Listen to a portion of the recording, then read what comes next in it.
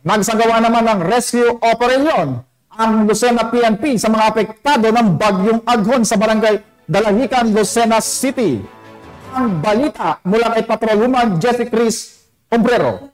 Police Colonel Felipe B. Maragon, Provincial Director ng Rizal Police Provincial Office, na i-activate ang Reactionary Standby Support Force ngayong umaga bandang alas 10 ng ika-26 ng Mayo taong kasalukuyan dahil sa bagyong Aghon. Nasa yellow warning level ang buong lungsod ng Rizal na may malakas na pag-ulan at posibleng magdulot ng baha.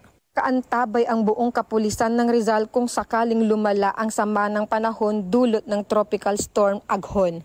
Nagsagawa ng inspeksyon at accounting of personnel ang Rizal Police Provincial Office para masiguro ang mga kagamitan ay kompleto at nasa maayos na kondisyon. Ang kapulisan naman ng Pililya Municipal Police Station ay patuloy sa pagbisita at pagpapatrolya sa mga flood-prone areas upang masiguro ang kaligtasan ng publiko at maiwasan ang anumang insidente na maaaring maidulot ng masamang panahon. Ang Rizal Police Provincial Office ay mananatiling nakaantabay 24 oras upang tumugon at rumusponde sa tawag ng mamamayan sa banta ng masamang panahon. Binabati ko ang kapulisan ng Rizal for a job well done.